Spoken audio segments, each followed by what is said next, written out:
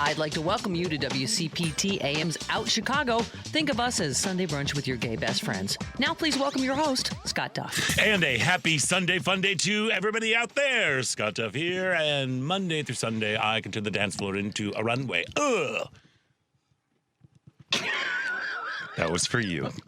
That's for you, Tania Richard. Tania Richard is back I was with waiting us. to be introduced. So. Hi, I know. Hi, Tania Richard is here. Ellen is off jazz festing it up. How is that weeks long? Yeah. God love her. God love her. I know. She's able to head on out for a couple weeks, and that's what she does. So many beignets. Mm-hmm. So many beignets. Yes. And jazzes. Hi, Scott. Hi. Scott's wearing a fabulous white sweater Thank today. you. Yeah. Thank you. I really like this one. Looks nice. Thank you. Thank you. Yeah, hey, we've got a great show today. Look, I'm so super duper excited because I've been a huge fan for a very long time. I'm going fangirl. I won't cry Okay. because this is not a crying kind of guest, but I will still probably be tongue-tied. Yay. Look, I fell in love with him on the panel of Chelsea Lately, and I've been a big fan ever since. He's now a writer and co-executive producer on a little show that you might know called Hacks. What? Actor, comedian, and Emmy Award-winning writer Guy Branum is going to be joining us in the second hour. So excited to talk with him about all things gay. There we are. And the Trans Youth and Family Action Summit presented by Center on Halstead is happening Saturday, May 9th from 9:30 a.m. to 2 p.m. at the Center on Halstead. It is a half-day gathering of trans youth, families, and allies from across Illinois, especially drawing interest from rural communities seeking access to affirming resources and support. And we're going to be chatting with Luke Romsberg, Senior Director of Youth Programming, later in the show. And of course, we would love to hear from you. So give us a call at 773-763-9278. The number again is 773-763-9278. And you know what? If you don't feel like talking to us, you can text us at the same number. That's 773-763-9278. And of course, you can listen to Out Chicago Live Sundays from 11 a.m. to 1 p.m. Central on 8:20 a.m. on TuneIn from heartlandsignal.com, or you can watch the live video stream on the WCPT Facebook page or the Heartland Signal YouTube page. In fact, today's show is live on Facebook, and we're reading your comments. So please leave your thoughts as well as like and share the page. You can find it at facebook.com/WCPT820. How are you, my friend? I'm good. I feel like, you know what? This week, or the past 2 weeks, like week and a half, has made me feel so good because I keep seeing you, and it fills my heart with joy. I know. I know. We got to play last week and play again this week. I know. We were both at the opening night of The Movement You Need by Brendan Hunt. Yeah. I had much better seats than you did. Oh, yeah, whatever. I went to college with him. Okay. Top that. I had better seats. How are you? What's going on in your world? What's going on in my world? Let's see. I've been reading a lot lately. Okay. And I'm trying to improve upon my reading. And did you know that one hack to become a faster reader is to read the last page first? What? Isn't that crazy? Why? Because somehow it motivates you To more finish to it? get to the end. See, I'm a very slow reader. Yeah. But that's because I like to sit and, because I kind of act it out. Well, yes, the visual thing. Yeah. But my thing is, I am not a slow reader, but I have conditioned myself to think that. Because if it's just like a juicy, fun read, I can burn through that puppy. But when it's something a little bit more technical or clinical, it takes me longer, which makes sense. Yeah. But I'm trying to borrow from that, like, from the juicy light, reader, frothy reading attitude, ability to some of the more serious. Yeah, but don't you want to take time when something's a little bit more serious to kind of digest and and sit with it a little bit more? You know what I'm discovering about, because one thing I've always tried to aim for is this whole retention thing. I mean, that sounds obvious, but like in terms of especially more technically based books or stuff about inclusion and belonging, I want to be able to read it and then cite things perfectly. Like this would be the goal. Mm-hmm. But also there's something about digesting it for the purpose of like, it's there, you have processed it, and even if you can't cite it perfectly and haven't highlighted and then tried to remember however Right, yeah, it is people yeah. do that thing where they're able to just recall like dates and history and stuff. I feel like I absorb it in a way that it just makes me more present in these conversations, and I can always refer people to sources if I can't. Remember So that's right why away. I Yeah. relieved myself a little bit of the pressure of like, I not only need to read this, comprehend it, and hold on to it in a way that is like memorized. And anyway, that's my process. So wait, so have you been reading, like, is it more, it's not novels, it's more nonfiction? It's everything. Like it's very, Oh, okay. I'm kind of, I'm reading like 4 or 5 books at the same time. See, I can't do that. I've really I been cannot do enjoying that. it. Really? And some are audio, some are Kindle, some are hard copy. And that's another way I think to relieve the pressure is if I'm bouncing around to different things, You see, I don't feel like... I forget where I am. Yeah, I don't know. It's been working for me. All right, well, hey, I'm not here to yuck your yum. Thank you. You know, I'm just here to be You like... never do. You never do. But I'm here to be kind of, like, I get confused. I'm easily confused.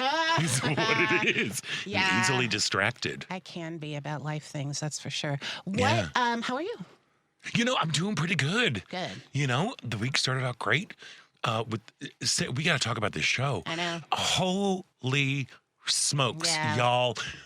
Run, don't walk. Yeah, it You was only so have good. one more week left at Steppenwolf to see The Movement You Need by Brendan Hunt, a dear, dear friend of Tania Richard's. An old friend. Old friend who couldn't get her better seats. We were smack dab in the middle. You just were right in the middle. higher above. No, but It's I okay. think I would have loved that because I was, anyway, I was just, I'm just I joking. know, you're I know. just But everybody out there, I'm not that petty. I'm pretty petty, but I'm not that petty. You were like, what, third row? Second. Whatevs. I know, and I stood up and I waved at you and Bill. You didn't. Like, hi, do you Among need a other Kleenex things. from the nose bleed? They were not. No, I know they're not noses. There's no bed seat. There's no bed There's no bed seat seats at at Steppenwolf. There's no bed seat. But man, oh man, this show, it hit me in such a profound, like the Talk to movement me. you Yes, need. the I movement did you not need. know that it was the show that I needed Oh, nice. at that moment. Very Like I nice. really did. It was kind of. Are you a fan of Ted Lasso? I have not watched You Ted haven't? Lasso, no. Okay, you really should. I mean, I don't have Apple TV. Okay, so I'll find somebody who does it. I'll figure it out. Mm-hmm. But it's one of those shows that, like, it really it's unapologetically positive. It's like it wants to make you feel good. Yeah. And that's even though the show, it is a one-person show about Brendan growing up in Rogers Park, his love of the Beatles, which he got from his mom, Yes. and his very, very complicated relationship with his mother, who was an alcoholic. But one of the reasons why I think the show is so effective is how he sets it up. Oh, the structure is fantastic. Yeah. The structure is amazing. It is a masterclass in storytelling. It's really good. It's so you gotta share good. the premise because it's so good, or like the setup, or if you want me to. I don't want to. Well, I mean, I feel like I don't want to set up.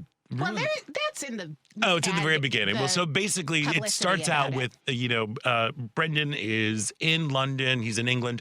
He is working on Ted Lasso. He's with Jason Sudeikis and one other person. I can't remember his name right now. But then they get a phone call and saying that, Somebody's doing something at a studio and Paul McCartney's there. yeah, somebody's doing something and he's going to go meet Paul McCartney. Yeah. And this is like, we're talking a diehard Beatle fan. Yeah. Like literally memorized the book, The Beatles A to Z. Exactly. Can do all of the B-side, knows everything. And he is trying to play it cool when meeting Sir Paul McCartney. Yeah. And there are all these other famous musicians that are in this session because they were doing something at Wimbledon or Wembley, maybe. I think it was Wembley, where they were performing. And so the whole point being he does all that, and it's like everything he wishes he could have said to Paul McCartney if he wasn't going to play it cool, which is how We get the whole story. the Beatles have been threaded throughout his entire life and his relationship with his mother. I mean, that is a killer setup. Yeah. Because you always have to answer the question, why? Why am I telling this story? You know, and why would the audience care? And that just is such a hook. It's so good. It's a great hook because it's like, oh, you're like us. We meet people who we are fans of. Guy Branum later on in the show, right? You know, and like here are the things that we want to say, but we can't say because you got to keep it together. You got to keep it together. And Sir Paul McCartney also is famously saying you can either be a fan or a friend. Yes. And that was so good. So smart. Yeah. So slack. Well, there's a reason why he's a sir. You know, so you can either be goofy and be like I usually am, or you can play it cool and you can be a friend. Yeah. Of somebody. Just be like, enjoy your work. Enjoy your work. Thank you. There we are. And how are you today? And that's sort of, let's be in the room together. Yeah, but it's just like it is the timing, the writing, the way he takes you into something hilarious and then turns into something really emotional. Like lovely piece. It's so smart. It is so funny. Yeah. It gives you all the feels, but it doesn't linger in the feels. Right. Like it dips into it and then it lets you off the hook. Which I guess, would you say that's similar to what Ted Lasso does? Oh, 100%. Like that's what it kind of feels like. You can see, I'm like, watching that show, I understood Ted Lasso more. Yes. You know, because I'm like, because clearly he is behind the writing and creation of that. You know, so it really is just an extraordinary piece of theater. I was amazed because I was feeling so many similarities. I felt a kinship with him just in terms of we were both comedic actors in Chicago at the same time. Yep. I was doing the math. We were at the same callback. That's wild. For Boom Chicago in 1999. Boom Chicago is what brought Brendan to Amsterdam, where he did Boom Chicago and met Jason Sudeikis and so Boom Chicago is actually it's basically Second City. Some people from the Chicago comedy community moved, we're in Amsterdam. They're like, we need improv here, and so they started a show. Our friend Leslie I've got to ask her about that. Oh, I saw her. I was actually in Germany. Oh. Yeah, my first gig out of college was with this touring Shakespeare company, and we were in a suburb of Dusseldorf, as you do, performing. It was actually really cool. It was almost a year to the date that I graduated college. I was performing Shakespeare in a Globe Theater with people from 5 different countries. It was really, really cool. And then we had the day off, and one of the stagehands was like, I'm going to Amsterdam. Do you want to go? And we're like, yes. And so we went and we saw our mutual friend, Leslie Bevan, an incredible actor. And Potter. And Potter. You know what's so funny ceramic about all those artist. things, especially in the 90s and how so many people we know have gone on to big and great things, because we were all there in that pocket of time. And Boom Chicago was this obviously foreign in some ways thing where I was like, what are people doing? And it never, ever occurred to me to audition. And then I think about it. I'm like, I so easily could have ended up auditioning. Right. And who knows where that would have taken me. Because that was a really cool thing, to just be in Chicago and then be able to go to be Boom in Amsterdam for a year. Yeah, and doing perform. comedy. But yeah, so that's where Brendan got his chops. Yeah, and, So, and it was yes. It was also I too had an alcoholic mother, which she wasn't. Fortunately, my mom recognized her situation and her disease a little bit earlier. Yes.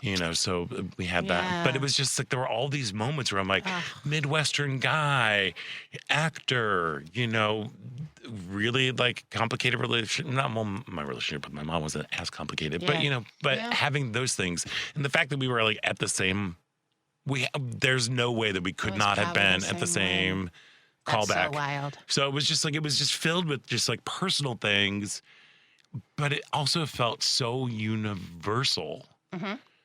It is just a delight. So I cannot recommend highly enough. Yeah.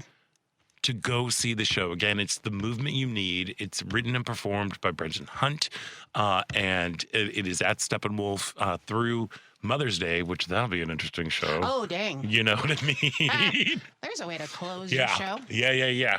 And look, I also want to say something about y'all.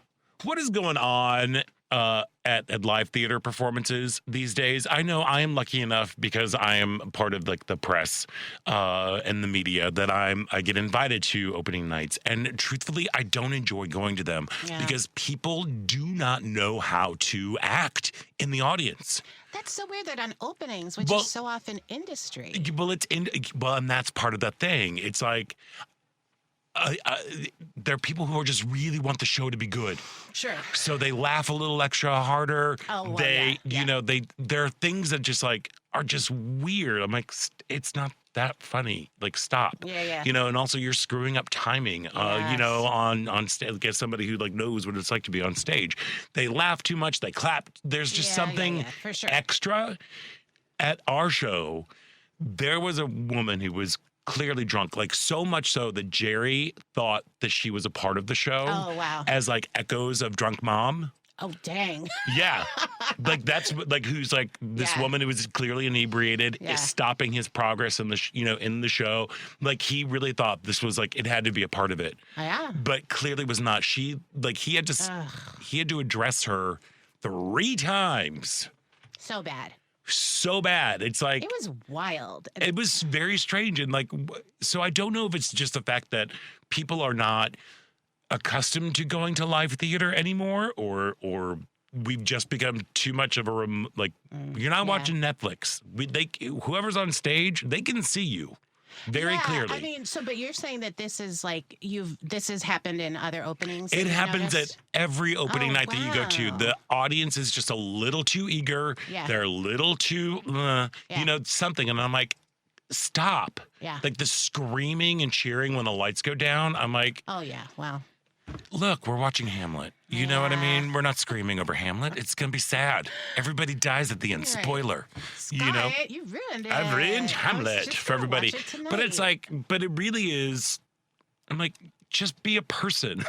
It was a real problem, but I really would have liked to have seen someone from management just pluck her come right in out and of do. there. Well, I was chatting with some folks afterwards, and because there was somebody that she was with, either like friend, husband, boyfriend, whatever, who during the second time that he called her out, he's just stood up and announced, "I'm leaving." Right. I'm like, take her with you.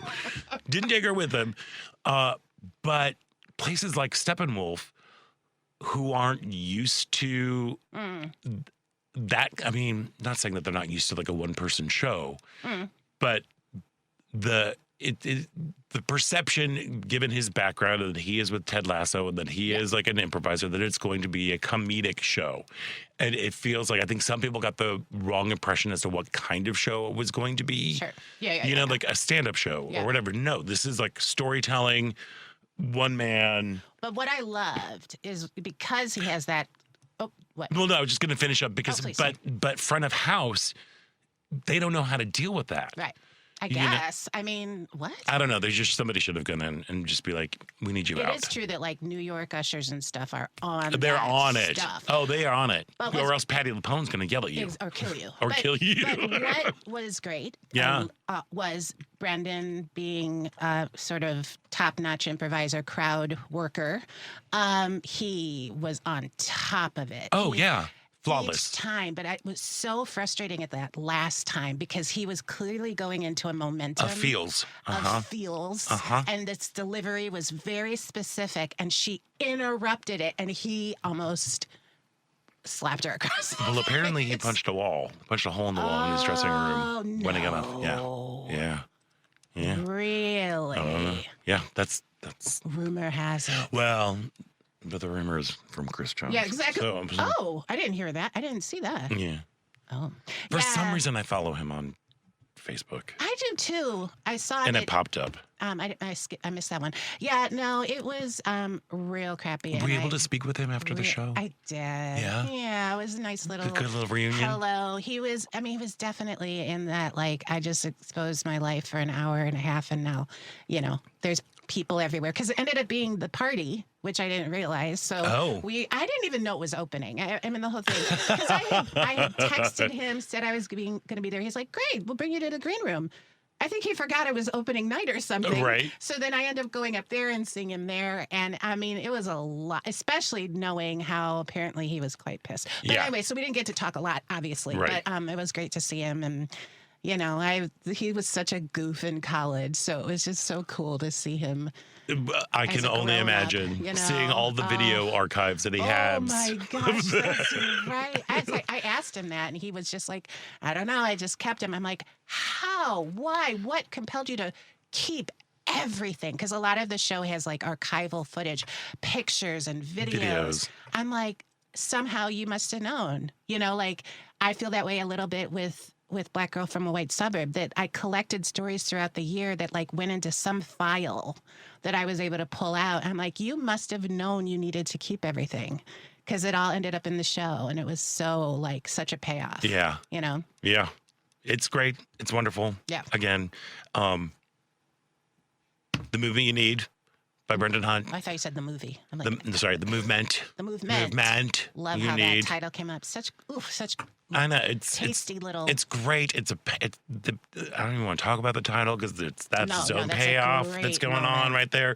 But it's still playing at Steppenwolf for one more week. Yep. If you can get tickets, I promise you will not be disappointed. Yeah. It is just spectacular. And we spectacularly have flown by a break that we should have taken. So we should probably take that break. But before we take that break, this part of Out Chicago is brought to you by Team Hochberg. Hey, if you are looking to purchase a new home, then you need to call Team Hochberg, your trusted local lender.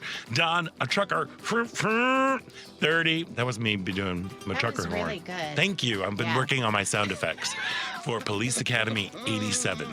I'll be that guy. Look, mac and cheese being stirred.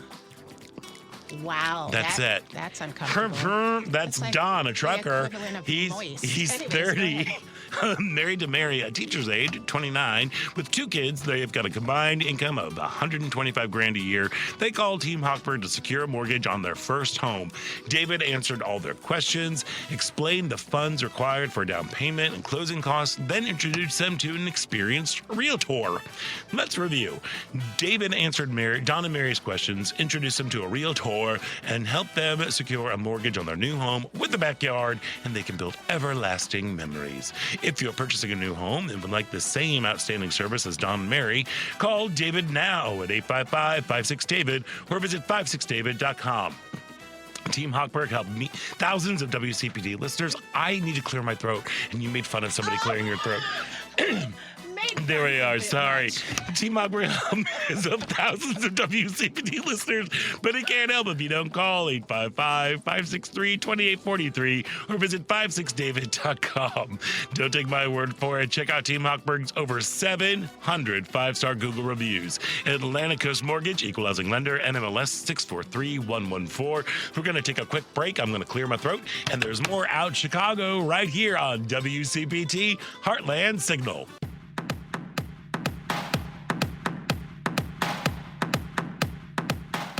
Hey, this is Mark Patton, and I'm from Scream Queen, My Nightmare on Elm Street, and you're listening to Out Chicago. Welcome back to Out Chicago. Scott Duff here, along with actor, author, activist Tania Richard. Hello. Hello, author of the fabulous memoir. Say it. Black Girl from a White Suburb. I almost said White Girl from a Black Suburb again. Why? You've been working on this book for so long. I've been talking about this book for so long. It is Black Girl from a White Suburb. That's right. Finding my light using my voice. It's now going to be on stage. This fall. This fall. So there we are. Yeah, we're just starting to put the building blocks together, the design team. It's going to be exciting. Jana Cole Brooks. Jana Cole Brooks. Oh, my God. Dr. Slick. Yeah.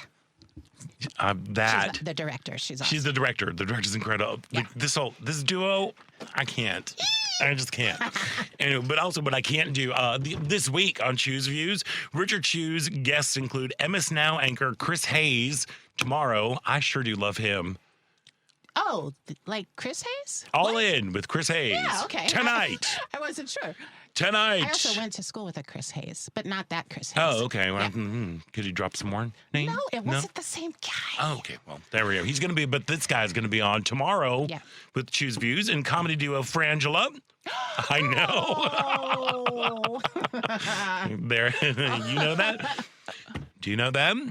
Sure do. All right, there we are. Activist farmer John Barman, social media influencers Amy McDonald and Jessica Hawk, and Choose Views regulars Mike Nellis, Kurt Mullett, Karen Byrne, Sean Pierce, and Jody Hamilton. Choose Views weekdays from 6 to 8 a.m. Central on WCPT 820 a.m., the Heartland Signal website, TuneIn, YouTube, and Facebook. He's got a lot of fun people. Yeah. Do you know who Jody Hamilton's mom is? No. Carol Burnett. Oh, I remember Jody Hamilton. Mm-hmm. Yeah. There I am. Did you? And you ran into Carrie Hamilton. Oh no, she passed away. May she There rest we in are. peace. Yes, there we are. Wow. Mm-hmm. Yeah. Okay. There we That's go. who I was more familiar with. That's I'll true. say. Yes. Excellent. Jody's fantastic. And Frangela. Frangela is Come so on, Chicago. freaking awesome. They are hilarious. They're hilarious. Yeah, when they come through with the Sexy Liberal tour, Yeah. it's always great. Yeah. Always great and wonderful. Yeah.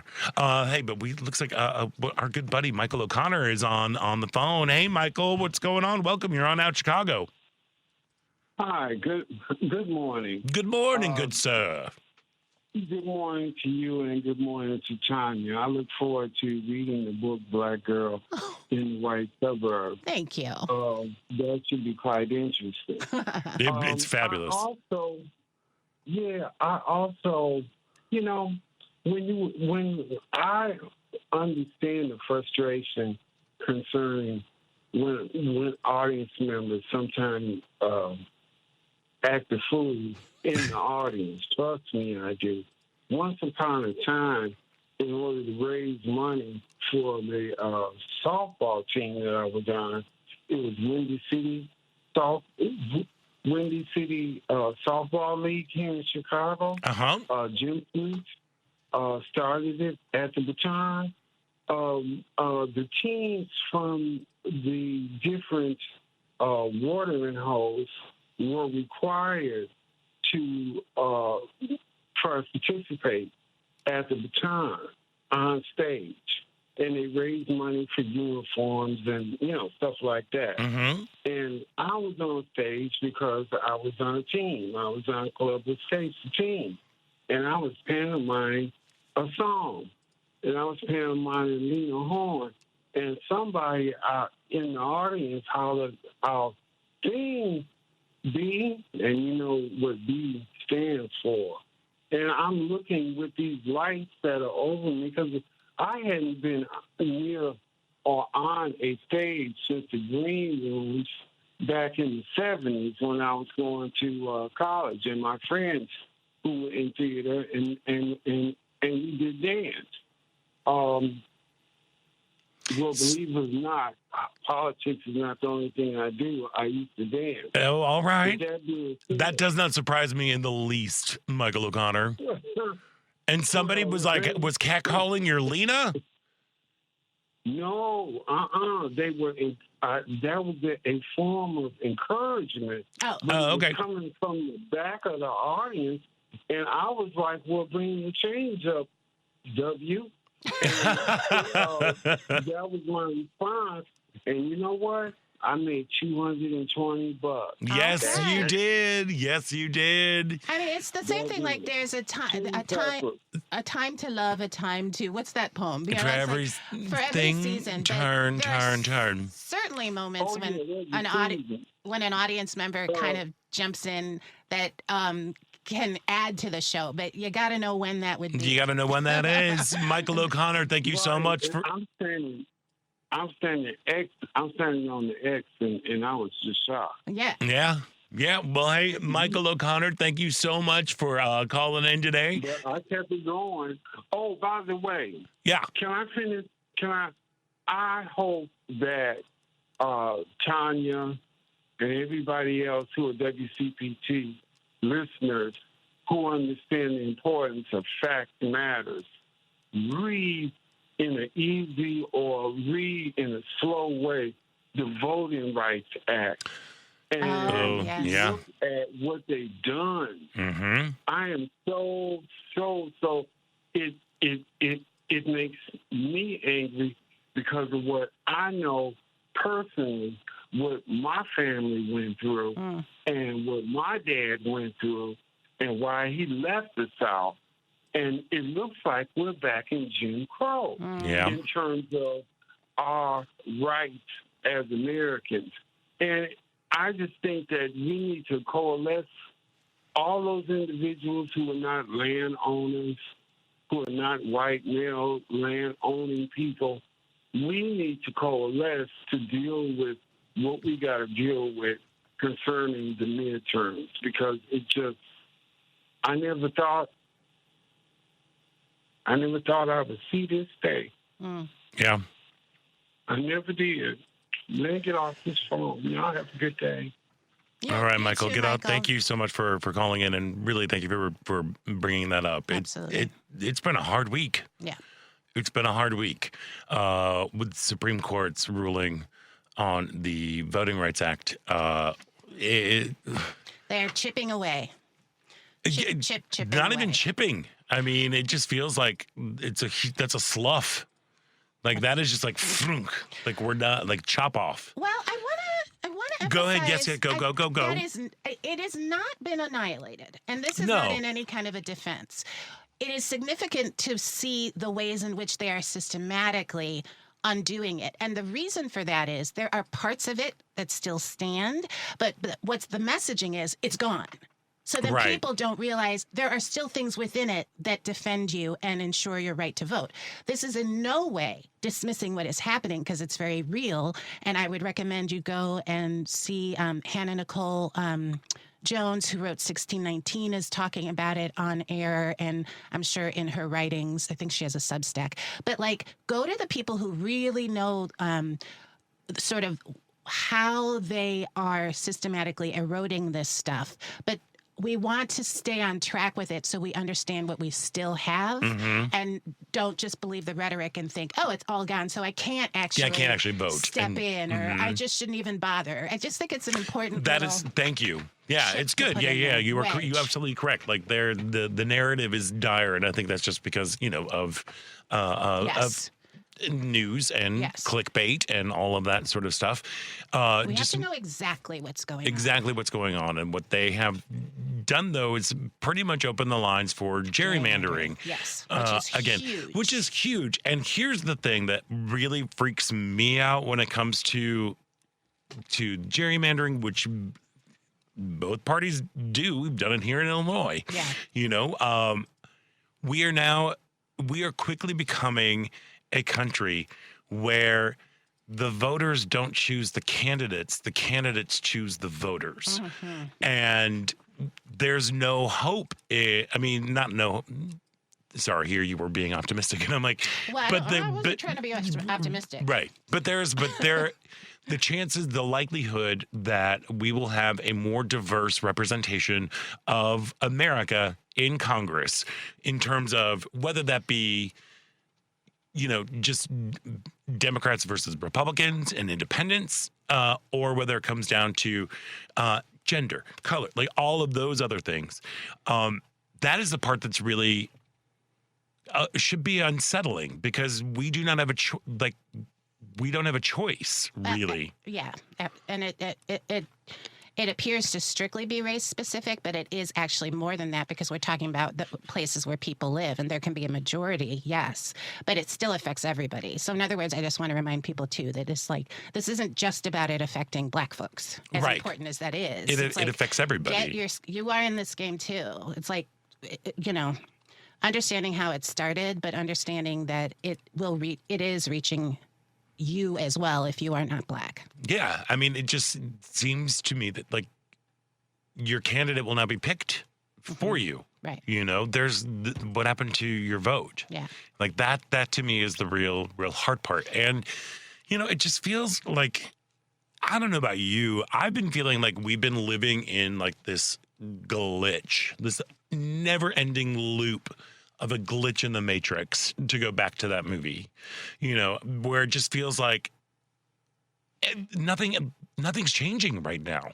We still are in the same thing, this stupid war in Iran, nothing's happening there, except we're blockading a blockade.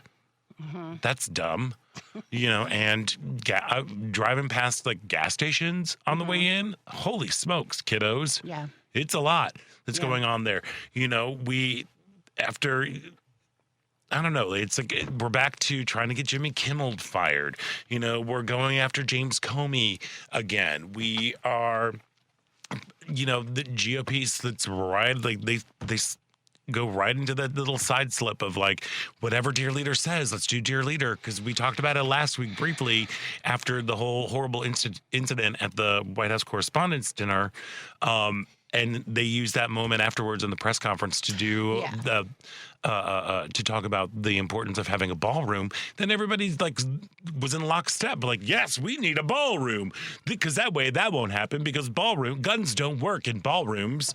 It's and it's like now the taxpayer has to pay for this ballroom.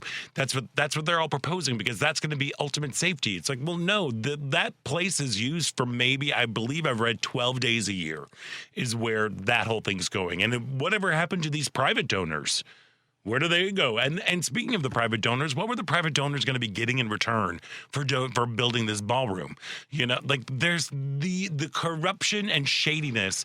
It's just the same BS every day. And like every week, and like nothing really seems to change except for whatever it is that like that he wants to put his name on, or that he wants to change. Like we're going to paint the reflecting pool blue. Yeah, but it's all the same thing, I think, is that this is, that's the point, is to make you feel lost and sort of suffocated by it all. But then there's still, Michael made such a great point. It's like, but there's still like, do a rundown of what the Voting Rights Act was, why it started, the things that led to it.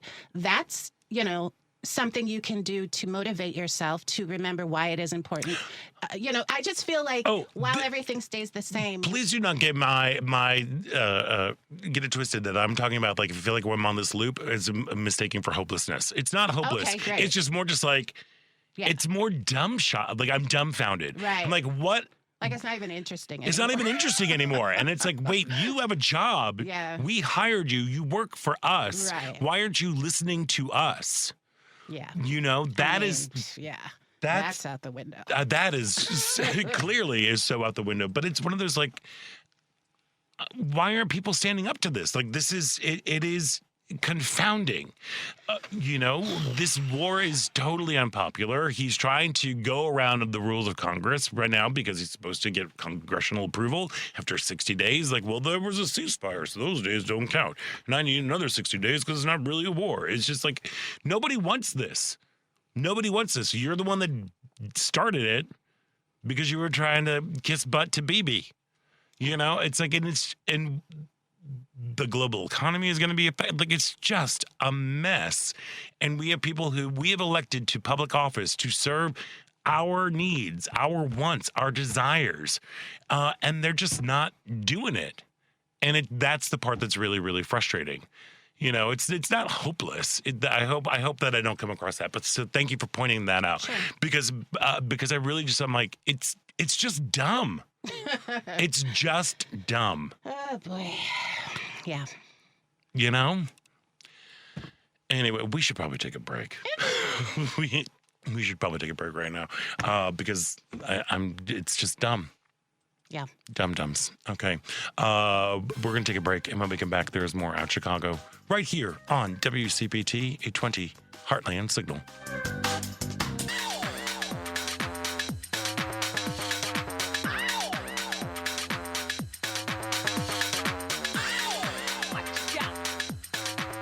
I'm Jen Grosshandler. And I'm Chazzy Grosshandler. We're with the Gender Cool Project, and you're listening to Out Chicago. Woot!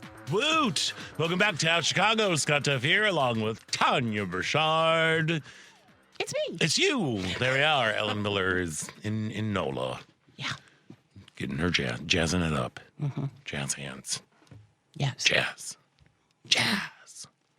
Just like La La Land. White people invented jazz. They're the reason. They're the reason. That was so wonderful. Anyway, you know what else is wonderful? Monday on Live, Local, and Progressive, Joan Esposito is back, and her guests are Carolyn Shapiro, professor of law and co-director of the Institute on the Supreme Court of the United States at Chicago-Kent College of Law, Joe Barancatelli of the JoeSentMe.com business travel newsletter, and media watchers Jennifer Schultz and Mark Jacob. Live, Local, and Progressive, weekdays from 2 to 5 p.m. Central on WCPT 820 a.m., heartlandsignal.com, and tune in.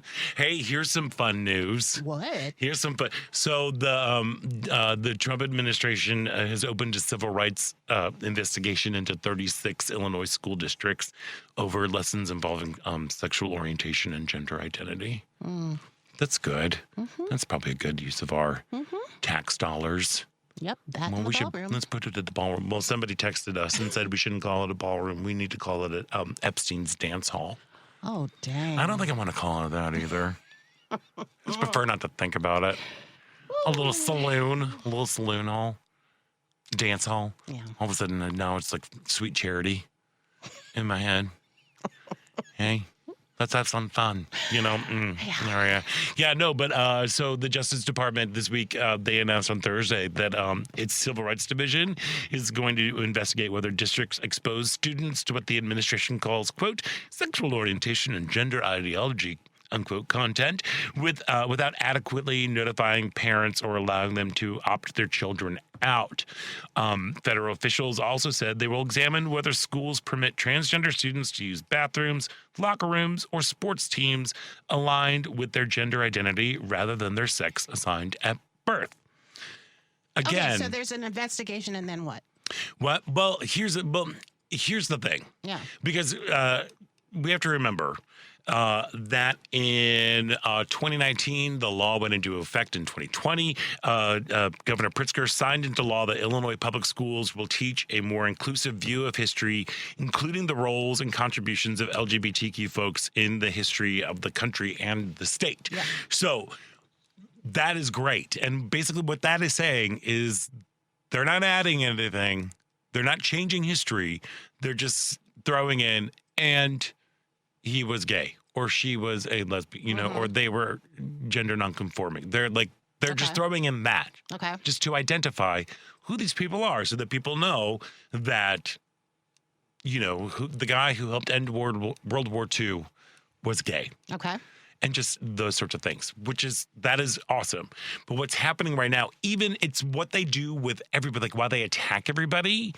With this, the attack is the point. Yeah, that's why I asked. Yeah, the attack is the point. Exactly. Because what it's going to do right now is it's going to, like, even without any sort of like official formal fightings, like it probably could get people to, I don't know, like rewrite policies, rewrite curriculum materials, cut back on their support of transgender and gender nonconforming students, just to avoid any sort of threats. Right.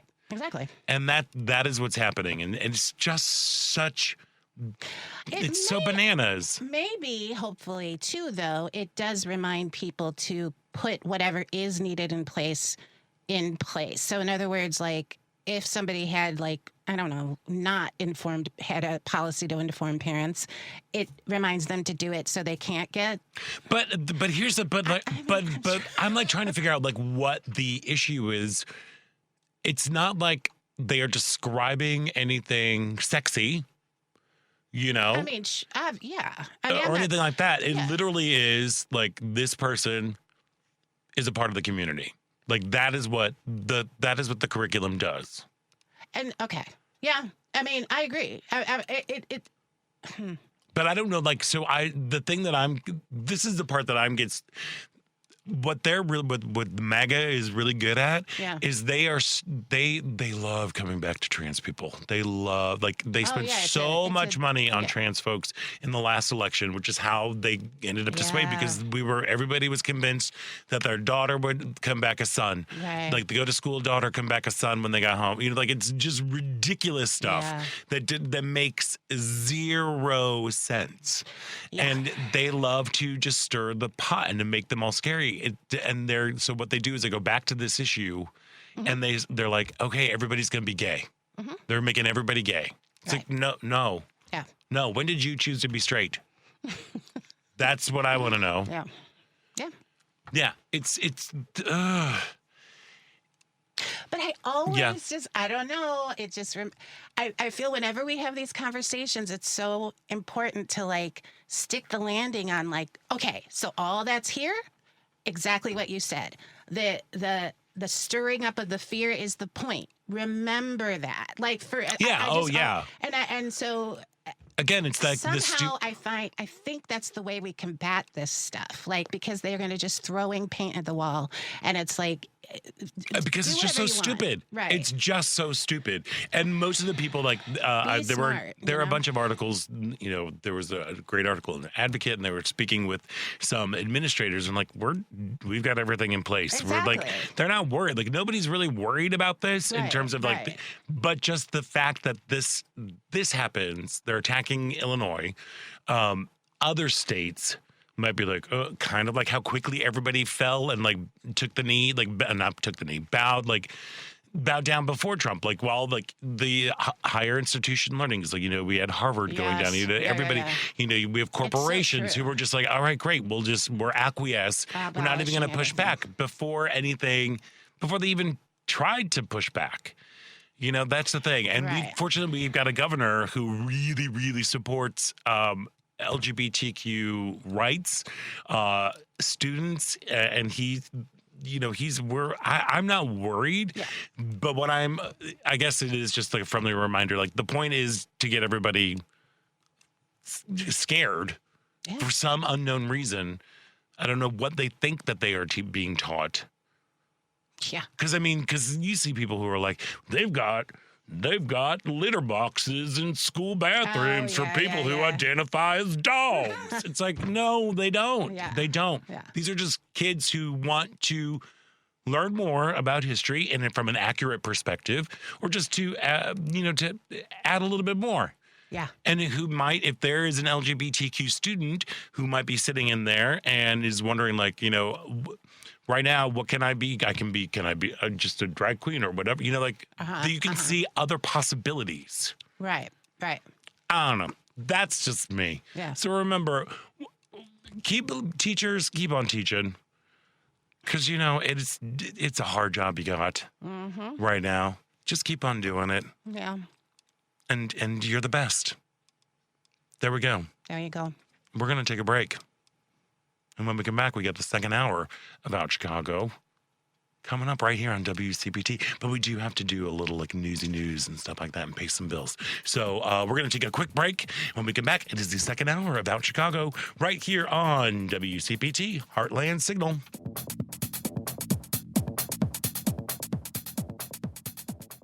I'd like to welcome you to WCPT AM's Out Chicago. Think of us as Sunday brunch with your gay best friends. Now please welcome your host, Scott Duff. And welcome back to the second hour of Out Chicago. Scott Duff here. Ellen Miller is off in New Orleans getting her Jazz Fest on, but that means we get to hang out with the one and only author, actor, activist, Tania Richard. I don't know the French. Why did you do that? Oh no, Frenchness is happening. Oh, but I'm so happy that you are a key. That's Spanish. Okay. God, what has happened? This is going great. It's going great. We're kicking off the second hour in a great highfalutin way. Hey, a little bit later on this hour, we are very lucky. We're going to be chatting with the Senior Director of Youth Programming at the Center on Halsted, Luke Romsberg. They've got the Trans Youth and Family Action Summit coming up. I know I have friends who have participated in that, and it is invaluable. So very much looking forward to speaking with Luca a little bit later on this hour. But right now, I'm trying to keep it together because I first fell in love with this human being as a panelist on Chelsea Lately. And I'm like, who are you and why can't we be best friends right now? And now you are best now friends. we are best friends. Now he's a writer and a co-executive producer on a little show you might have heard of called Hacks. I am so thrilled and honored that actor, comedian, and Emmy Award-winning writer Guy Branum is joining us right now. Hey there, Guy. Hello, thanks so much for having me. Oh my gosh, thank you for taking time out to join us. I'm just gonna be smiley and goofy. I cannot tell you how much I adore you. Thank you so much. That's so kind. I really appreciate that. Well, because you are smart and funny. And hey, by the way, congratulations on Hacks. Thanks. It's really fun having a new season come out and getting to see all of the dumb stuff that we thought about 8 months ago, turn into reality. A girl in Ezekiel was fired up. You've gone Hollywood. Like I was like, yes. I just wish you had like clip-on earrings that you could have ripped off at some point. It's so fun because I first learned about the show Hacks because they wrote a tiny role for me on the first season, and I went and was on set for like the first week that they were shooting, and I got to talk to Gene and I got to talk to Paul, Jen, and Lucia about just this idea of, this female comedian who had never gotten the respect that she deserved, but had just kept working for the last 50 years, and it reminded me of so many of the people that I had worked for, and getting to come in and help write, especially for the last season of really giving Deborah her flowers and trying to respect that journey. It's been really fun. Yeah, well, as an audience member, it has been loads of fun. And it's so interesting. Like you really have worked with so many strong women, very strong, very funny. Chelsea Handler, who scares the crap out of me. Joan Rivers, who also scares the crap out of me, but she gave me a plant at the end of a show in Tupelo, Mississippi. Yeah. And now Jean Smart, Hannah Einbinder. Like, are you drawn to these women, or are these women drawn to you? That's kind of I think it just comes down to like when I started as a comedian, there wasn't really that much of a place for gay male stand-up comedians in Hollywood, and so the natural was for you to go write for Joan Rivers or go write for Mindy Kaling or whatever, and those people have always been so appreciative and supportive, and I've really appreciated them, and it's fun, and like. The thing about Joan is like Joan in that plant is like Joan understood the value and importance of her audience better than anyone else, and it's something that I think is so cool that they have always built in to Deborah Vance's character. This is somebody who understands that she only exists because of these fans. I love that. Yeah. But I mean, there's something. You've always been out in your comedy career, like as a stand-up. Yep. How would you say things have changed? Because let me tell you, like it's a weird place, the stand-up world. Like the amazing thing is like audiences are what changed it. There just came a point about 10 years ago when women and gay people in the audience were not going to take it. And like for a long time, gay people, like especially like queer men, like queer ladies had been there in stand-up, but gay men were just like, that's not something we're going to do with our evening. We'd rather be dancing, and we're not going to be called the names that you're going to call us at the average comedy club. And audiences started to shift. You had an amazing scene pop up in Brooklyn with people like, Matt Rogers and Bowen Yang and John Early and Kate Berlant. And it just sort of, created a space for us that, so many of us have been fighting for, but finally came together because the world changed. And like, that was really fun. But, like the thing about being in a writer's room for Joan Rivers is that was where all the queer and female talent was at a time when there wasn't another place for them to go. Yeah. Well, so now that the tide, unfortunately, is changing and there's friction in terms of like your sort of observation that that's where it went to naturally and that the audience built that platform. How do the obstacles show up, or do they, or does that same audience sort of break through the obstacles, if that makes sense. I'm just wondering how things have changed. That's a great question because it is a situation where a lot of the institutions no longer feel the same obligation for a sense of diversity. But the thing is like, first of all, I think like speech is the thing Americans are not going to give up. And like, and being able to connect our speech with our other rights is something really important as a community that I've seen us not do and I've seen us do. And I think we really have to remember that participation in politics and using our voices for things other than, making jokes and saying, hey girl, is really important. But like jokes are an important first step. And there's also just the way that like these institutions can't gatekeep the way that they did before. Now you have a generation of people like Caleb Heron who just made the whole game on their own, who with their phone were able to, and like, queer comedy has had even more of an explosion since in the last 6 years when it became something that people were just doing directly facing to camera on their own terms and finding audiences. And it is interesting watching these institutions try to pivot back to, ooh, this should all be about straight white guys. And we're like, no, we don't want that. It's so funny. I'm just realizing now we had Cameron Esposito on the show the last time they were going after Jimmy Kimmel. Like literally, and now it's like, and now we've got Guy going on with Jimmy Kimmel. I love that you're bringing up free speech. The fact that they're going after this guy for a joke that was totally misconstrued and also happened about like a week earlier than what had happened, it's just kind of wonky. Are you still getting out as often as you would like to the comedy clubs to get out and to perform, or is to have that conversation with audiences one-on-one? Yeah, I try to get up a couple of times a week just because it's good for my mental health. It's good, it's good for me as a comedian.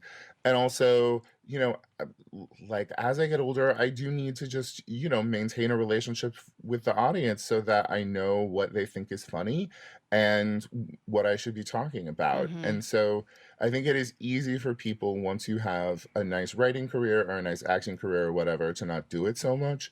But I just think it's fun. And, otherwise, why would I be going to Bloomington, Indiana? Right. Get a there's a good fully college paid there. trip to Bloomington, Indiana. Most people live their whole lives without ever getting to go to Bloomington, Indiana, That's Guy, right. and there you go. You've got this. One of the things that has been bringing me great joy, Me too. is your series about the things that older gays remember. Yes. Again, this is why when I first saw you on the panel with Chelsea, I'm like, I know this. I know you. I sure know you too. How could you not? Like it's so brilliant because it's also like, it feels also kind of like community service, a PSA for the younger gays out there. Like, hey, you think this happened, but hey, check this out. Like, I thank you for Ann Jillian. Your whole episode on Ann Jillian. I was like, yes. Go. Well, that was so funny. Well, first of all, the whole thing just started with this straight girl that I make videos with. We would go and do Man on the Street videos in West Hollywood, and I needed to stop her once every 15 minutes to explain some aspect of gay culture that she needed to understand to properly understand our situation. And she was like, you have to do a thing called What the Old Gays Remember. And I was like, oh, that's insulting. And then it worked. But then, like, my friend Ray was just like, I had to spend like 15 minutes trying to explain Ann Jillian to a bunch of younger gays the other day. Could you just do this? And I didn't think it would connect with people in the way that it did, but it was just, look, she was an icon from when we were impressionable young people who thought nothing was more glamorous than being a waitress. Yes. And it was really lovely to see how much, something like that or the Two Fat Ladies meant to audiences. Yes. So when did you like become like a pop culture connoisseur? Is this like, do you know your origin story? Well, I think we all have, amazing powers that we develop when we're in the closet and cannot, put our full selves out into the world. And I think queer people end up learning a lot of stuff and developing some amazing skills because we don't get to be integrated identities. And then, sometimes you lose that as you chill out and become a regular human being. And sometimes it sticks with you. And I think, and also I just think, we, like, queer people have always been repositories of culture, you know? Like, you know, straight people so frequently have children to take care of and stuff like that. And queer people have children now too. But the vast majority of queer people are spending a fair amount of time getting really good at something that isn't raising another human being. And I think that's cool. Yeah. You know what's really funny though, Guy, is that I'm a straight, and sometimes I watch your videos and I'm like, do we have the same brain? Like, so much of your references are my references as a Black woman who was othered in a community as Yes. well. And so there's something really universal about that marginalized identity, right? Because I tell you, like, first of all, you're 10 years younger than me, so the fact that you call yourself an old gay, that's another story. But I'm like, well, we clearly were watching the same stuff, thinking Yes. the same things, dreaming about the same things. And so I get such a kick when you're in your videos, because you'll be like, this is something that you don't know. And then I'm going along with you, like, down the whole history of it, knowing it too. And it's a blast. I love it. I feel seen. Yeah, I mean, it's like camp is the tool of being able to take culture and reappropriate it to your own needs. And when you are somebody who was underserviced, a woman, a person of color, by culture, you always had to be using some tools to figure out Yes. where you could see yourself. And like Yes. it has been really cool. Like the different communities and subcultures I've been able to like get in there and engage with. I mean, nothing was scarier than when I decided to do one on the gayness of Luther Vandross, because I knew that I was touching something Yeah. that is Sure. Yeah. close to the heart of many ladies. Yes. And it really was, the way it was received was so sweet, and I was so proud of. Yeah. Yeah. It's great stuff. Luther's that's That's a whole ball a of wax. whole ball of wax, Yeah. as they say. Yeah. There we are, and Dancing with Its Father and all that stuff. I you know. But like, it really does to me feel like, because as I'm rapidly aging, I am so succinctly in my Mr. Jones get off of my lawn era right now with the younger gays, like, you don't know what we had to do, and like all that sort of stuff. And there's something so wonderful about, hey, this is what brought us joy, and this is also kind of how we got to where we are now. Well, it was very funny. About a year ago, I had worked on a short film, like a gay short film, and we were in Palm Springs, and we had gotten done shooting it, and then we were like swimming around in the pool of the house where we had been shooting, and a kid who had worked as crew on the movie swam up and was just like a gay person in their early 20s was like, will you explain the AIDS crisis to me? Oh. Because I do not know what happened. Wow. And just sort of a thing of like, Whoa. oh, wow, these things are not, like, it's just not something that's been communicated to them. Like, there was no one there who said, you need to know about this. And it's really lovely that they have been able to grow up in a time when they did not have to Right. be as aware of it in the same way. But also, like, they got to understand, or else everything that we fought for over the last 40 years could go away so easily. And, like, that's the, like, you know, full of yourself portion of it. And then the other portion of it is just, these things are good to know. Like, Audrey Hepburn and Hubert de Givenchy, she were best friends. Yes. Like, that's just fun. Yes. Oh, the fun of it. My Yeah, God. no, but it's so great. What are there any other moments in like the queer icon, the queer canon per se, like that you are like, okay, this is essential to understand it, like Wayland Flowers and Madam. That to me is like, you got to understand. There was this gay man with an old lady puppet who would come out and be fabulous. Like, Wayland Flowers and Madam is definitely one that has been requested repeatedly. A lot of people are like, how have you not done Charles Nelson Riley and Paul Lynde? Mm-hmm. But like, I'm like, for Pride, I have my eyes on a couple of things to just be like, you know, these are iconic. Just sort of like, I think I'm gonna do like a proper breakdown of Judy dying and Stonewall happening, Yeah. because I think that there's a way that like respectability politics people always want to be like, that's not real, that's not connected. And it was like, when Catherine O'Hara died, I was like, I feel less hope today. And it feels very real to me. Yeah. Yeah. Yes. Oh my gosh, I'm so excited. You heard it here first. I know, right? We're gonna get the Stonewall Judy story that we've all been wanting. I mean, I'm like, I'm just thinking of Ann Jillian says it all. Like, if you understand the importance of Ann Jillian, you are in our world. Well, because life's not the French Riviera. Okay. It's not a charity ball. She had that hairstyle. She had that hair. years. She had that decolletage, and don't forget the little kitty cat amazing. choker. I have a friend who has is working on a solo show called something to the effect of Ann Jillian and the Ann Jillian story, starring in the Ann Jillian TV. Like, it's amazing, and it was like as it should be. I mean, truly nothing more iconic than playing yourself in your own TV movie in the late 80s or 90s. Right? I mean, that's Joan Rivers did it too. Joan Rivers Yeah. did it too. As she God should, bless 'em. as she should. So, are you're heading out on the road? Are you really heading to Bloomington, Indiana soon? I was already in Bloomington, Indiana, but here are the things that people should be aware of. Stop That Train, the Yes! RuPaul's Drag Race movie, is coming my out God! on June 12th. Girl! That trailer is the stupidest thing on the planet with 4 O's, and it is. I am first in line. I cannot wait. It is a really fun script. Adam Shankman, who directed Hairspray, the musical, directed it. Like, so many great talents. I can't wait. Rachel Bloom, most of my scenes are with Charo. Oh my I got to gosh. spend 2 days with Charo. What? Oh my God. There's another But, gay icon. Yes, I mean, and truly, no off position on Charo. She's never not Charo. Good to know. Good to know. But the other thing is, I am taking my solo show, Be Fruitful, to Edinburgh. So if anyone is going to be in Edinburgh for the Fringe in August, please come to my show. Oh my gosh. Edinburgh is my place of enchantment. I've been 3 times. I love it. Oh. It is phenomenal. Go and enjoy. You've been Wonderful. No, I've never been before.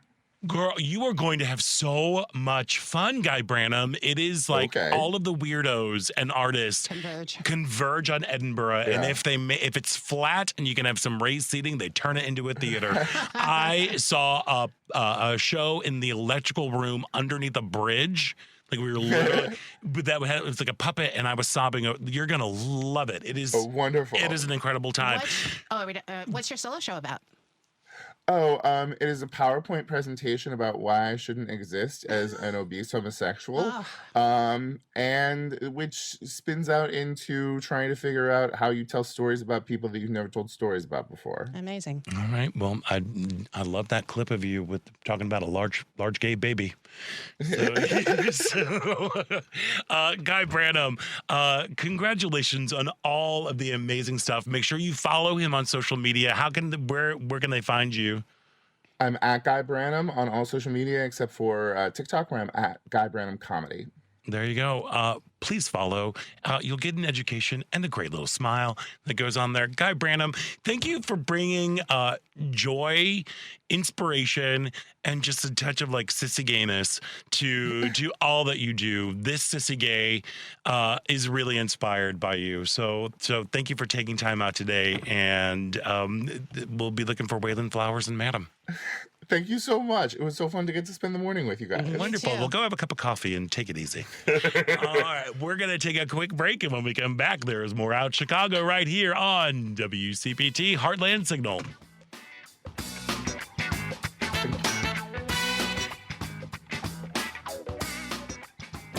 We're comedy duo Pink Pony. Welcome to Out Chicago on WCPT. Welcome back to Out Chicago. Scott Duff here, along with Tania Richard. Just moseying along and everything. Hey, and tomorrow on Driving It Home on WCPT, Patty Vasquez will be joined by Ohio State Representative Danny Isaacson, Minority Leader of the Ohio House, and Dan Schaefer, Civic Media Political Editor and Founding Editor of the Recombobulation Area in Wisconsin. That's Driving It Home with Patty Vasquez, weekdays from 5 to 7 p.m. Central on WCPT AM, the Heart Land Signal website. Did I just have a stroke in the middle? I'm okay. Tune in, YouTube and Facebook. Because I realized I said WCPT, but I didn't say 8:20 a.m. Whoa, I just went WCPT AM, which that's not right. And that's why I'm like, so it's WCPT 8:20 a.m. I'm fine. Okay. I'm doing fine. Okay, get some water. Up Take there. a sip. Okay, we're going to take a sip. There we go. Like our guest has been hanging on for a while, and I feel badly about that. So we need to get to that. And apologies to Luke, because look, this is serious and wonderful and incredible resource. I have friends who have been a part of this who said this is just like you can't. This week, the summit is invaluable. We are talking about the Trans Youth and Family Action Summit that's presented by Center on Halstead. It's happening Saturday, May 9th from 9:30 a.m. to 2 p.m. at the Center on Halstead. It's a half-day gathering of trans youth, families, and allies from across Illinois. And joining us now is Senior Director of Youth Programming for Center on Halstead, Luke Romsberg. Luke, thank you so much for joining us today, and thank you so much for your patience while I was jibber-jabbering with Guy. It's all good. Hi, folks. Happy to be here. Happy Sunday. Happy Sunday to you. For folks who might not be familiar, can you remind folks what the mission and the work specifically of the youth programming for Center on Halstead, and what that's all about? Sure. So youth program, our goal is to bring services and resources to queer youth across Chicagoland. So no matter where you are in Chicago and also beyond, we have folks that come and visit us from different families that are moving to Illinois and Chicago. We are here to serve the youth age 0 to age 24 years old. All right. Thank you. Yeah. Thank you for doing that. So again, I have friends who have participated in previous Trans Youth and Family Action Summits at Center on Halstead who were just like, oh, thank you. We were adrift. We're trying to figure things out, and it was able to a place to find community and to find, of course, information and valuable resources. So congratulations already. You've set up like a really fabulous program that's going on. What is going to be the focus this year for the Trans Youth and Family Action Summit that's coming up on Saturday, May 9th?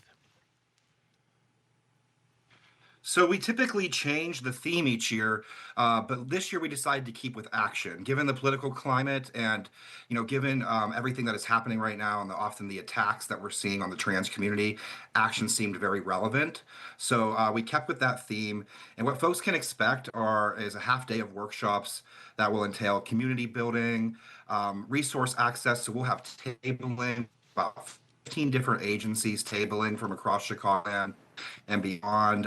So they can expect workshops on trans accessibility, supporting undocumented trans folks.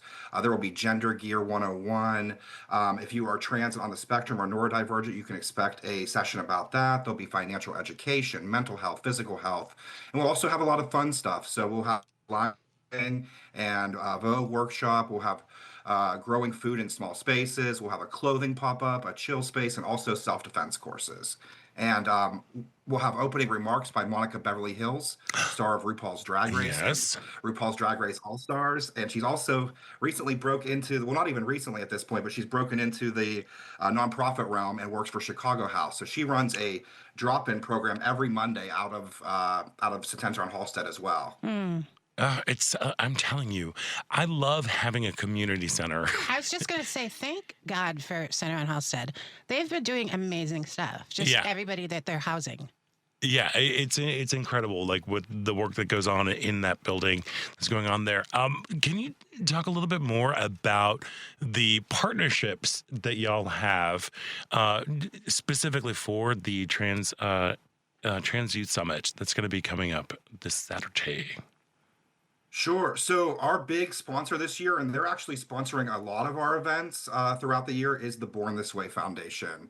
So we've been working alongside them, and they are doing all the major funding for this. We will also have a breakfast and lunch. You are freezing up a little bit. What's going on here? Unfortunately, you're frozen for a second. Hopefully we can get you unfrozen.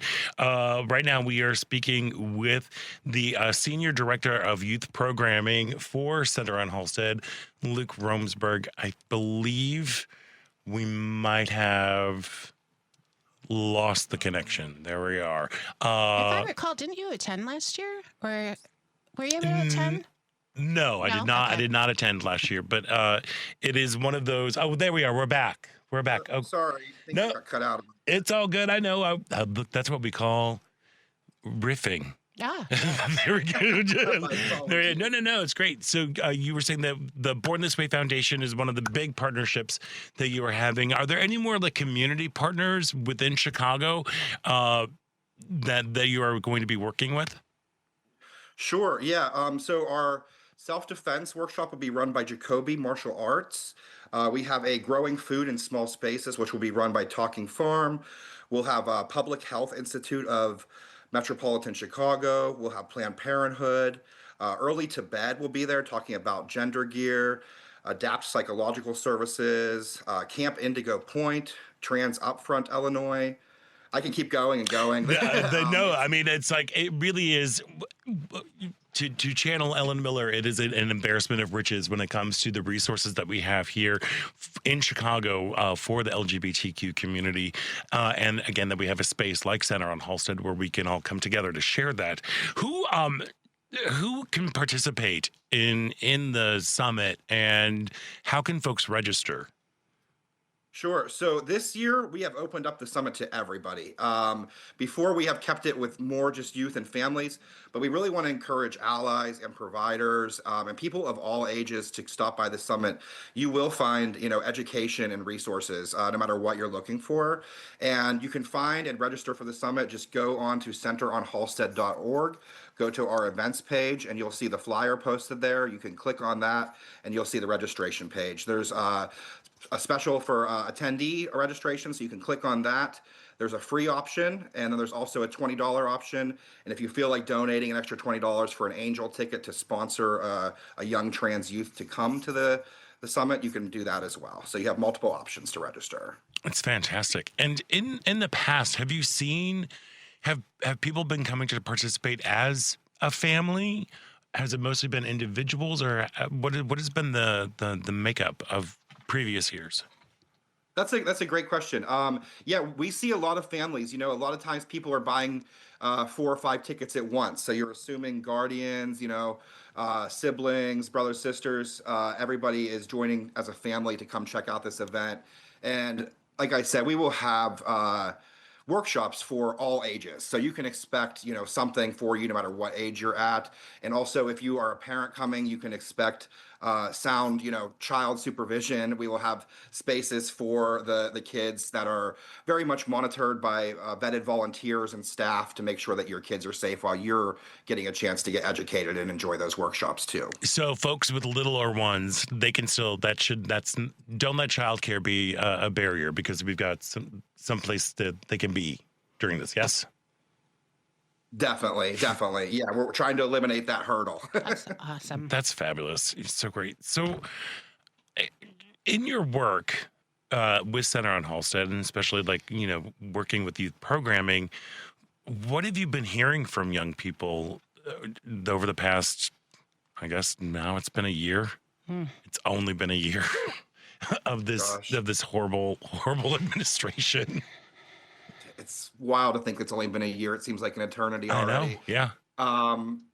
Well, what we've been seeing in action is we have seen families move, to Chicago to escape states like Florida, Tennessee, Texas, Iowa, to get, valuable resources that only we can offer here in Chicago, thanks to the protections that we have and the systems that are put in place.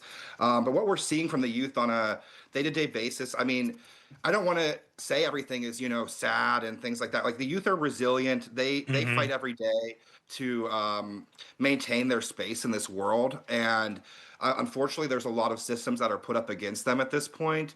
But there's definitely fears and anxieties, and we work with those youth every day to talk about those and the current state of the world and how it's impacting them. And we're often seeing folks that are under the age of 18 experiencing anxiety and fear due to, lacking certain agency over their own bodies because they're not 18 yet. So that always is a topic of conversation what comes into play. But we're really working with the youth on a day-to-day basis, trying to support them and strengthen them, build their confidence as much as they can, so they're able to, keep up with this ever-changing time and be there for one another and support each other. Well, again, I cannot give Senator Halstead enough praises for the work that you do, and I know it's hard. It's hard work, but so worth it, because I believe the children are our future. Teach them well and let them lead the way. Show them all the beauty that they have inside. Give them a sense of pride. Yeah, Scott. yeah. Give them a sense of pride. There we are. And I think you can get a sense of pride and be that leader of the future when you go check out the Trans Youth and Family Action Summit presented by Senator Halstead. It is happening Saturday, May 9th from 9:30 a.m. to 2 p.m. Again, to register, go to centeronhalstead.org/events. Click on there. And hey, if you are out there and you just want to be doing some good, get a couple of angel tickets so that folks who might not be able to attend the event, that they can go. And also you can help out all the tireless efforts that the Center on Halstead does for all of our community, but specifically for the youth. Luke Rumsberg, thank you so much for joining us today. Again, thank you for the incredible work that you do, and have a great summit. Thank you very much. Looking forward to it, and always a pleasure to speak with you. Thank you very much for having me. Thank you. Congratulations. Go be well. And create leaders. There we are. We are going to take a quick break, and when we come back, it is the final thrilling show-stopping moments about Chicago right here on WCPT Heartland Signal.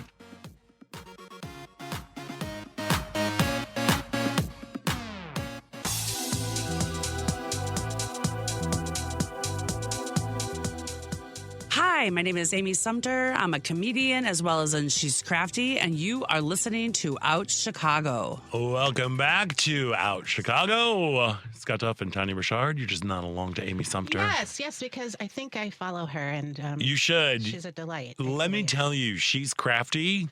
Yeah. Have you ever seen them? Yeah. I think so. The all women Beastie Boys tribute band. Oh. No. Oh, you haven't? Let me tell you, keep your eyes out. We're coming up on summer street fair season. Yes. Which and is they always perform there? They do. Oh, this is it. Okay. Follow. Yeah, I haven't heard of her. So. I love Amy. Love it. Yeah, Amy was my date to go see Out Here at the Court Theater a couple weeks ago. Yep. Mm-hmm. Kind of fancy people. Yeah, whatever. I don't ever need to go to stuff like that. It's fine. Wow. You were busy having date weekend. We do have date You weekends. had date weekend with your husband. My husband. Yes, It's that true. particular. So don't even try to make me feel right, bad. whatever. And my seats were better than yours at Steppenwolf the other day. Oh, God. There we go. I don't know why you'd want to, but you can listen to, rate, and share the Out Chicago full episodes and featured interview podcasts on, well, let's see, on Spotify, Apple Podcasts, TuneIn, iHeart, YouTube, and Amazon Music. All those things. You said I don't know. I don't know why, you would because want this is such sparkling, like me just being like kind of a jerk and kind of tongue tied with Guy. Oh yeah, you okay? Well, I think so. It wasn't with Guy. It was. No, that was reading a thing. Yeah. Yeah. Yeah. I'm better now. Okay, good. I think. I got my new pink water bottle, so Yeah. we got that going on. Yeah. But all you gotta do is search for Out Chicago with me, Scott Duff. And Ellen Miller, or you can visit WCPT's podcast page at heartlandsignal.com/podcast. We've got a lot of fun featured interviews. John Waters. Ooh. What? Oh yeah, that's right. Susie Eddie Izzard. What? Nice. Leslie Ann Warren. Yes. What? There we are. I'm sure. I think we need to find it. We need to put it up there. But we had Vanessa Williams. Oh wow, really? On. Yes, because she was a producer on that Louis Armstrong show. What a Wonderful World. And she's doing Devil Wears Prada. You see where I'm going with this. see She's doing Devil Wears Prada right now in the London. Yeah. I'm in the West End. Yeah. There we are. Yeah, and the Devil Wears Prada 2 came out, and like a good homosexual, I saw it on Thursday when it opened on Friday. Yeah, you did. Because I was there. And you saw it as well. I saw it on Friday. Okay. So, thoughts? I was not swept away. No. I thought it was fine. I thought it was a little self-conscious and a little self-congratulatory. But I think, it had some moments, I guess. Yeah. Yeah. I won't disagree with you on that. Like, here's the thing. First of all, just why?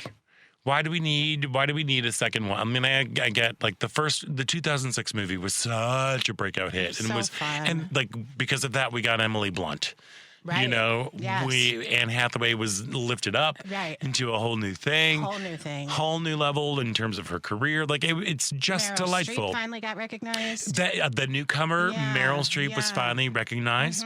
See, so like, I can also just dip into like why I don't really like the musical. I saw it here in Chicago. Oh, yeah, I did too. Yeah, I think the musical's weird. Well, it's totally different, I think, in London. Is it totally different now? Yeah, they totally redid it. Oh, good. Okay. Yeah. Well, but the biggest challenge I think with that musical and what made the first one so wonderful and delicious, aside from like the cotton candy of the clothes and like the jet set lifestyle and all of that sort of thing, like it was a totally different time. Totally different. Completely different time 20 years ago. But now, but with that first one, the lightning in the bottle, the whole mystery behind it was like, what's going to happen? Because Miranda Priestley, played deliciously by Meryl Streep, you know, she's very powerful. She's very quiet. She does not show her cards. Right. And the whole thing was like, how will they get ahead? That whole underdog sort of story. Right. With this one, it's like they're both underdogs. Like I think the way they brought it into the 2026. It is, it's basically an attack on journalism, attack on print publication, the way that media is consumed these days. That's kind of like the big thing behind it. So you start out with, Andy Sachs, Anne Hathaway, losing her job as a journalist after, she just won a prize, and then because the paper closed down, and then you even have Runway magazine being going through scandal because of a sweatshop sort of thing, and it's only online now, and it's like it's all clickbait, and there's very few, like even the beloved September issue is getting thinner and thinner. Right. So you kind of like. I'm like, okay, they did a great job, I thought, of bringing it into that world. And also what I really did enjoy, too, from it was watching women be unapologetically ambitious. Sure. That was really great. Although, was there something to you? To me, Miranda Priestley seemed less powerful in this one than the other one. 100%. And I found that so unfortunate. Yeah. They managed to make, her job was always vulnerable, even in the first one, but this time it felt more vulnerable than ever. And there was less, it seemed, that she could do about it, which. Well, because she was with Kenneth Branagh. Because she was with Kenneth. Yeah. I mean, there's only so much you can do when you're with Kenneth Branagh. Now, my whole thing, I just read a blog post about this. My Substack is Tania, Black Girl from a White Suburb, the blog on Substack. But I just wrote a blog post about how, Devil Wears Prada meets inclusivity in terms of the attempts they made to be more inclusive. Swing and a miss. And I mean, that's where it's Right? kind of like, okay, you tried, but did you try? And really still, it all felt very obvious in that way that it's like, this isn't really something you've actually integrated into your life, is it? Yeah. You know what I mean? Yeah. They have fuller size people on screen. Wow. But where we had to find them like that. I mean, that was the thing. Like their social media campaign. Like I'm very rarely on social media, and they were everywhere. Yeah, Every time I was going, wicked. whoa, all right. Yeah. There we go. They're building up. And there was a lot of self-congratulations of I realized that there were there were no models of different sizes.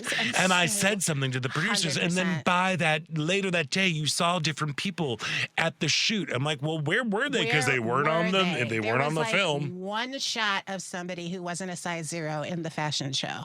And that's where, I don't know, for me, when I'm watching through the lens of inclusion, I'm just like, you can tell these folks who are answering to the call of inclusion, whether they're committed, whether they're mad about it and trying to find like a way to kind of, back to people hoping that they're bothering to do the, be more inclusive. And this had that edge to it. It's like, it was funny that like now Miranda has to constantly be updated. Not Miranda, Miranda. On like what she can and can't say. At the same time that I didn't love that a person of color is the one who has to be doing that for her. I mean, it's like yes, you know what you needed. You needed an inclusion and belonging consultant, and it could have been me. There you go. And they also needed jokes.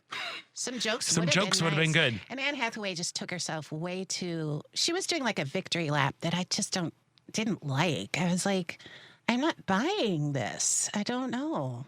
I bought it. You did. Yeah, but that's just I also like the horrible backlash that Anne Hathaway faced after that Les Mis you don't have award much season. Patience for that. Like stop it. Why are you mad? Because she's winning. She gave a really good performance in Les Mis. Because she was disingenuous. How? But okay. She begun to believe her own hype, and she was doing this faux humility that I did not like. That's just me. Well, Did she have to pay for it the rest of her career? Probably not. Yeah. No. Well, but also like, how would you react? Like, I mean, she won everything that year. You know what I mean? Like, and when you keep winning, you're kind of like, I don't know what to say. Like, yep, I knew I was going to get this. You're right. Thank you. You know what I mean? And Julia Roberts did it that way, and that's not cute either. But I think that there's just like, it's just like, I don't know. Oh, for a role she shouldn't have won, by the way. Perhaps not. Should have been. Who should have gotten it that year? Requiem for a Dream. The Exorcist. No, not Jenna Rollins. Shoot. Bernstein. Ellen Bernstein. Yes, she should have won for Requiem for a Dream. She was incredible on that. And should Julia not have been. Swept that season, right? I think so. I think she did. But she had a really pretty dress. It was Valentino. I believe it was Valentino. What's her name? And something else. Audrey Hepburn. I think wore it or something. I don't know. Yeah. Okay. I feel that like in those award show seasons, if you're going to win everything, you have to stop acting surprised every single time because that's annoying. And you have to find that perfect mix of like, I knew this was coming, but also I'm thrilled. And she went the whole other route of like, who, me? After her like 10th award of the season. All right. Well, I don't know. I think it's a hard, like you just said, it's that perfect. It's a perfect thing. mix. That perfect mix, and that's know who hard to does do. It? Frances McDormand, because she doesn't give. She doesn't care. She's like, what? Oh, great, thank you. All right, here we are. I didn't wear makeup. I know. Jeans jacket. Jeans like, well, we got this. Let's do it. Let's do it. No, but so like Deborah Will's Prada 2. It's fine. I went with a friend of mine who is in like the TV world and the movie world, and she was like, I don't know anybody who had watched that a second time. No. Like, it was fine. In fact, it makes you want to go back and watch the first one. The first one. I was like looking around like, where is it right now on the streaming services? Yeah. Because that is, for me, one of those movies, it's hard to turn the channel when it pops up. Like, I have to watch at least like 15 minutes of it, the first one. But this one, I just felt like it didn't have a soul. Oh, the first one I need to watch all the way through the Vogue wardrobe change montage. Adorable. That happened. And then Andy has never met a crosswalk that she's chosen to walk. That girl's still running through traffic. She is running through traffic. Like a la Carrie Bradshaw. Jaywalking all over the place. Find me in New York about people who can jaywalk as much as that without getting run over. Get run over by a scooter. I was like, okay, at least there's that. Thank goodness we had that. And then also we had like the cameo by Gaga. I thought it was beneath her. Which was just so like that was a wasted opportunity right there. Yeah. I was surprised. That felt weird. And even that? like, here's the thing, it feels kind of like comforting. Like, these are people that we know, these characters that we know, that we all loved and even like love to hate sort of vibe that comes in there. And also I thought Justin Theroux, is that his name? Theroux? Yes. No. Yeah, it is. Is that right? Okay. I liked him. Him and Emily Blunt were the only ones. They were the ones who were funny. They were like, we're in a comedy. And then the Yeah. afterthought of this like Australian love interest that's going. God. That was kind of weird. I went into a coma. But like, I love it feels like, oh, this is like people something familiar, even like the song Runway that Gaga is performing with Doechii, who, love you, Doechii. Was she on screen? Doechii? Yeah. No, I don't think so. Great. I don't know. Anyway, that even feels like we've been here before. With that music, it feels like we've been here before. Thank you, Love you, Tania Richard, for joining me for 2 weeks in a row, and for all the bonus. I will call you the next time I need to go to Hyde Park for a show. You can be my date. There we are. I also want to thank all of our guests, the wonderful Guy Branham and Luke Brumsberg, Senior Director of Youth Programming at Center on Halstead. Devin, you are incredible. Yay. Paul, you fell off the thing in that ad and felt me. I got sad. So thank you for doing what you do. Ellen Miller will be back next week. Tania Richard, I love you more than my panties. I love it. Okay. There we go. And I'm Scott Duff. And until next week, stay proud.